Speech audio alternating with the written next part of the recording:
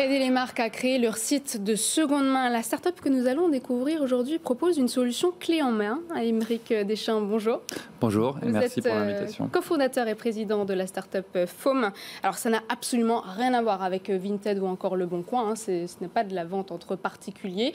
Vous aidez les marques à devenir elles-mêmes actrices de changement.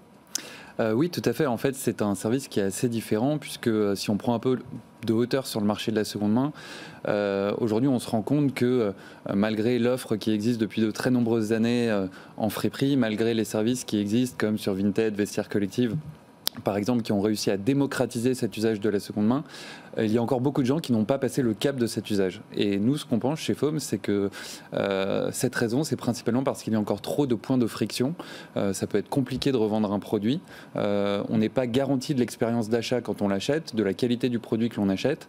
Et en parallèle, les marques qui voyaient bien ce marché croître n'avaient pas de réelle solution pour se positionner sur le marché et répondre à leurs enjeux d'image, puisqu'il faut être en mesure de proposer une expérience de qualité pour les marques par rapport à justement à l'image qu'elles créent depuis des années. Et donc nous, on essaye de joindre le meilleur des deux mondes pour proposer une réponse complémentaire à ce qui existe déjà.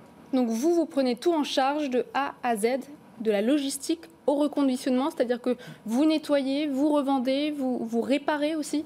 Exactement. Nous, on est une solution technologique.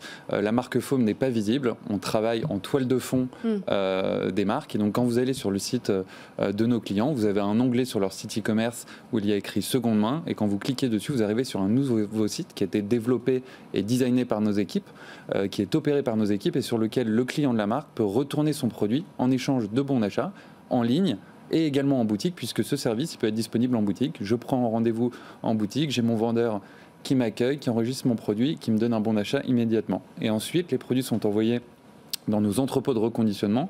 On a un entrepôt en France et un entrepôt à côté d'Amsterdam, dans lesquels chaque produit est contrôlé, authentifié, nettoyé, repassé, séché, photographié et remis en vente sur le site de seconde main de la marque. Donc vous contrôlez les produits, vous les photographiez. Et que faites-vous avec les produits qui ne peuvent pas être revendus? Est-ce que ça sert ensuite à l'upcycling? Alors il y a plusieurs solutions effectivement et tout l'enjeu c'est de maximiser la qualité du stock que l'on va récupérer pour en faire un business rentable pour nos clients. Donc on est très explicite dans le parcours de reprise pour expliquer aux clients qu'on ne reprend qu'un certain nombre de produits et donc chaque marque a la possibilité de personnaliser les conditions de reprise.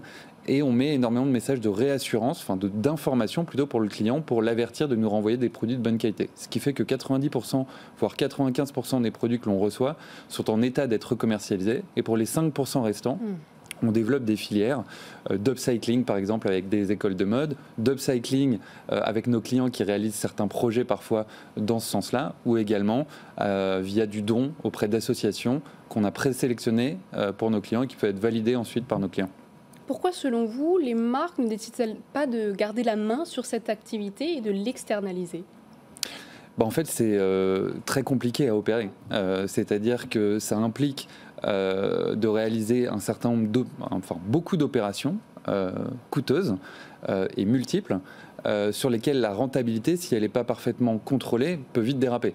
Et donc nous, tout l'enjeu de la technologie qu'on vient mettre là-dedans, c'est d'être capable d'automatiser ces opérations, les fluidifier, de bien les mesurer pour en faire un business rentable pour nous, évidemment, et pour le compte de nos clients. Alors vous avez déjà séduit plusieurs marques, Hugo Boss, Isabelle Marant, encore Aigle, Balzac. C'est toujours la même interface. Est-ce qu'on peut la personnaliser ? Alors aujourd'hui, il y a plusieurs services, effectivement. On a un certain nombre de clients qui vont choisir une offre commerciale qui leur permet de réduire leur coût à l'entrée. Et donc, dans ces cas-là, l'offre va être relativement standardisée, mais on va quand même reprendre toute l'identité visuelle de la marque. Et puis, on a d'autres clients qui souhaitent investir davantage avec une identité et une expérience qui va être plus cohérente par rapport à ce qu'elle propose déjà à ses clients et donc qui vont choisir d'investir un ticket à l'entrée plus important. Jean-Marc. Je crois que c'est tout à fait intéressant, effectivement, parce qu'il y a beaucoup d'acteurs qui se trouvent un petit peu coincés, si vous me pardonnez l'expression, parce que je pense que, comme vous le disiez, c'est un métier avec de multiples compétences et autres qu'il faut aligner. Ça sort un petit peu du métier de base du commerçant, donc il est tout à fait bienvenu que vous le rapportiez. Je pense que vous avez une demande au niveau des commerçants qui doit être, qui s'accroît de manière assez importante.